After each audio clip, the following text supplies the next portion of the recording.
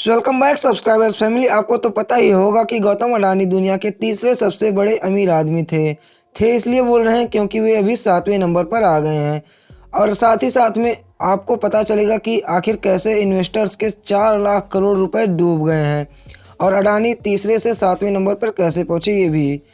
तो दोस्तों, गौतम अडानी की 7 कंपनियों के शेयर्स पिछले 3 वर्षों में 8 से अधिक गुना तक बढ़े हैं और इसी सफलता के कारण वे दुनिया के तीसरे सबसे बड़े अमीर आदमी बन गए हैं। इस समय तक गौतम अडानी के बैलेंस में लगभग 15,000 करोड़ रुपए की बढ़ोतरी हुई थी। पर इस बीच अडानी के ही नहीं बल्कि उन्हें भी फायदा हुआ जिन्होंने अडानी के शेयर्स खरीदे थे। पर पिछले कुछ दिनों से ये सभी इन्वेस्टर्स परेशान हैं क्योंकि अडानी के शेयर्स लगातार गिर रहे हैं, जिसके कारण अडानी को 4 लाख करोड़ का नुकसान हो गया है।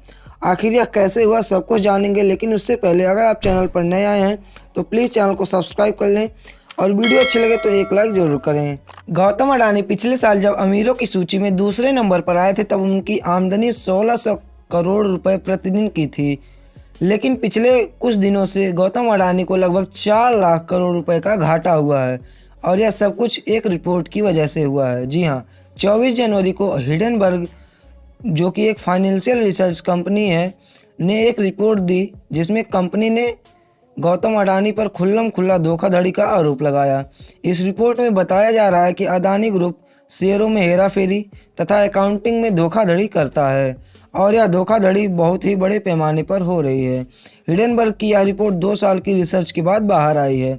जब ब्लूमबर्ग ने थर्ड रिचेस्ट पर्सन की लिस्ट निकाली तो पूरी तरह मीडिया इस खबर को दिखा रही थी, लेकिन जब हिडेनबर्ग ने धोखाधड़ी का रिपोर्ट बाहर आया तो पूरी मीडिया शांत है, यहाँ तक कि प्राइम टाइम भी शांत है। इस रिपोर्ट का शीर्षक अडानी समूह कैसे दुनिया का तीसरा सबसे अमीर आदमी कॉर्पोरेट इतिहास में सबसे बड़ा घोटाला कर रहा है।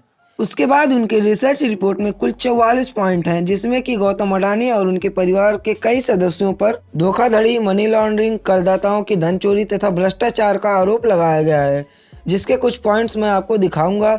इस रिपोर्ट का लिंक आपको डिस्क्रिप्शन में मिल जाएगा। आप उसको पूरा पढ़ना चाहते हैं तो आप जाकर पढ़ सकते हैं।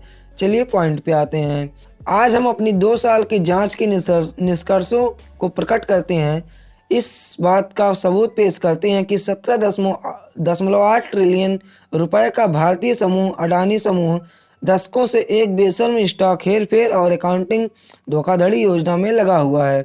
इसी तरह आगे उनके छोटे भाई राजेश अडानी पर जालसाजी और कर धोखाधड़ी का आरोप लगाया है। गौतम अडानी के बहनोई समीर वोरा पर डीआरआई द्वारा हीरा व्यापार घोटाला के सरगना होने और नियामकों को बार बार झूठे बयान देने का आरोप लगाया गया था तथा उनके बड़े भाई गौतम अडानी पर भी आरोप लगाया गया है।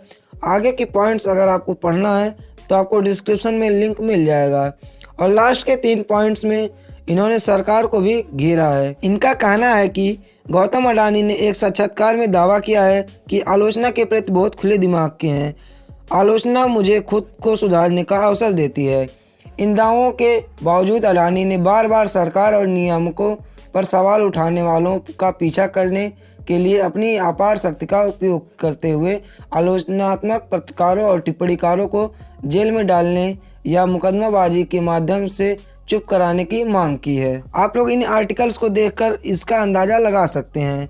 और लास्ट में इन्होंने लिखा है कि हमने अपनी रिपोर्ट के निष्कर्ष में 88 प्रश्नों को शामिल किया है।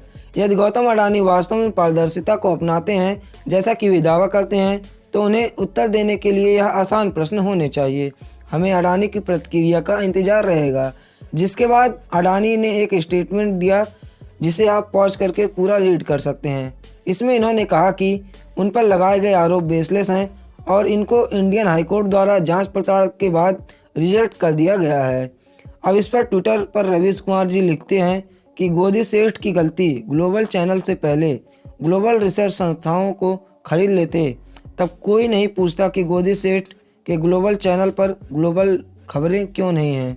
वैसे इस बात की चर्चा शहर में भी कहीं नहीं है क्योंकि शहर के लोगों का तन ट्रैफिक जाम में फंसा है और दिमाग धर्म की राजनीति में। फिर मोहम्मद जुबैर आरोप लगाते हैं कि किसी भी चैनल ने एक भी ट्वीट नहीं किया है हिडेनबर्ग की रिपोर्ट पर और केवल कुछ ही अडानी के रिस्पॉन्स में ही रिपोर्ट किया है। आपका इस पर क्या विचार है, आप लोग कमेंट में जरूर बताइएगा। और हाँ, अगर चैनल पे नए आए तो प्लीज़ चैनल को सब्सक्राइब कर लीजिएगा। मिलते हैं अगले वीडियो में। जय हिंद।